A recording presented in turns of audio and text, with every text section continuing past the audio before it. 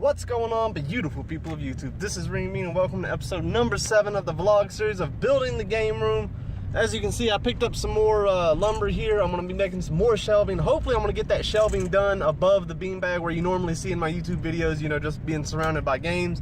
I missed that, so that's what I'm going to be rebuilding today and hopefully doing a better job. I am unfortunate to say that I will not be able to do that little shelf that I wanted for the PlayStation 2 games just because the wood that I need is fucking expensive. So I'm just gonna hold off on that for a few days, but I will be getting that done at some point. So I think today, getting this accomplished and maybe like the PlayStation 1s, it might be pretty good. So we'll see what we can get done and stay tuned for the next update. Alright guys, we're back in the game room. Let me go over with you what I want to get accomplished today, and that is this corner right here, the infamous Renebean corner, wherever you see me on YouTube. For the most part, I got all the games behind me. What I told you earlier, what does suck is I'm not going to be able to put that shelf right here immediately. I told you how I wanted to make like this kind of like a little like imitation hallway and have a double-sided shelf right here that I was going to custom make, and it was going to be out of a board this wide right here. This 11 inches, 11.5 inches, but apparently all 11.5 inch boards are expensive as shit. So I'm going to wait a few days on that. I wanted to put the PlayStation 2 games you know, facing the Xbox, you know, because I think that would just be suiting, and I was going to put a custom light right up top here. I don't know if that's going to happen yet, so what I'm thinking is with this corner right here, I might have right beside it the PlayStation games, and then Sega over here, and then I'm going to custom make Sega CD, Sega Saturn shelves right here, because you know Sega CD and Sega Saturns have those, you know, elongated boxes, same with like some PlayStation 1 long boxes, same size. So that's what I'm going to accomplish today, hopefully, and I might even do something right here. But man, we're moving. It's dirty and it's a pain, and I'm wearing myself out. But that's what I'm going to get accomplished. But before that, I'm going to go bowling with some friends. So I will see y'all in a little bit, and then we will have an update. Alright guys, just a little bit of update of where I'm at. You can see that I have started on the shelving here in the corner, and I'm almost done with that, and then I'm going to probably do the Sega Saturn, Sega CD stuff right there and call it for today, so I can put some stuff on the actual shelves, because that takes a lot of time.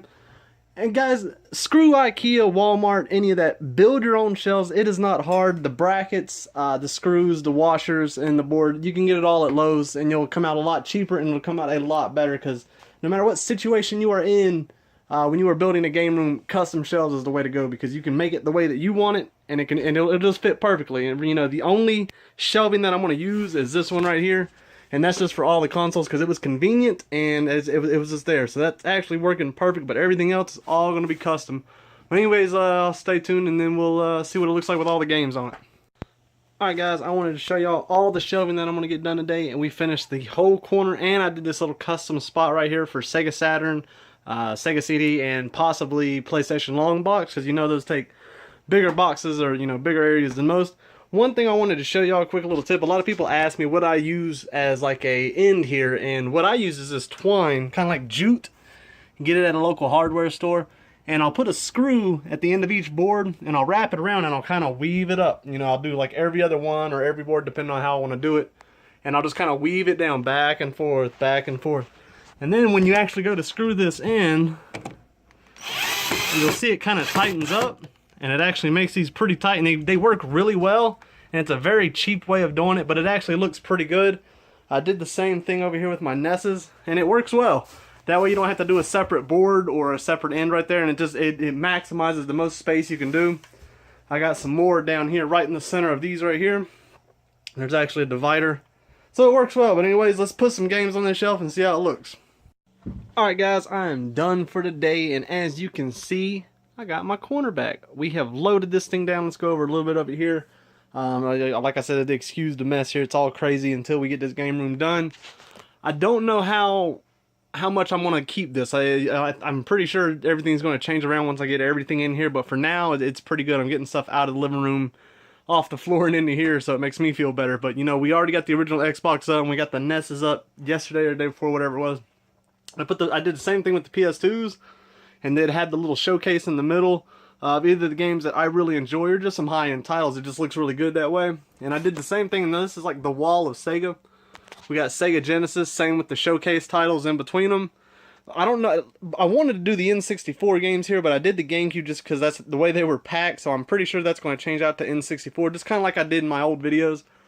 Over here we got the Sega Master System 3D glasses, Sega CD, and then the Sega Saturn, which, I mean, that looks awesome right there. Those are the custom shells. That's why you can kind of see the spacing between. See, I'm no carpenter. I mean, these things aren't perfect, but it looks good to me. You can't say this doesn't look awesome. But you know, a few of the awesome titles showcased. I've been wanting to have this thing out and about for the longest time, but I never had the room just to actually like have that displayed properly. And I think that looks absolutely amazing. I love that game. Complete with the controller, looks really awesome. But that's it. That's about as far as I've gotten. You'll see random things in here like the Virtual Boy and, you know, like the PS2. It's just it's nothing's official. It's just I'm getting things off the floor. You know, I still haven't done anything with that. I think that's gonna look awesome when I do. But check it out, guys. God almighty, the game room is starting to come together. And it's starting to look good. Like I said, I'm pissed because I wasn't able to do my shelf right here, but that's going to come in due time. I don't know what I'm going to accomplish tomorrow. Tomorrow I think it's going to be this area right here where it's probably going to be like Super Nintendo, and the N64s are going to go over here, but Super Nintendo and some odds and ends. And that's really what it's coming down to a lot, too, is a lot of odds and ends. Like I put like the few Turbo Graphics I got there, you know, Panasonic 3DO, and, you know, some Game Gear games, and it's all a mess, but you can see we are making progress, and we will see what happens tomorrow. But anyways, guys, I don't know why y'all like these vlog series, but a lot of you do, and I think that's really awesome. So thank you very much, and enjoy the rest of your night, people.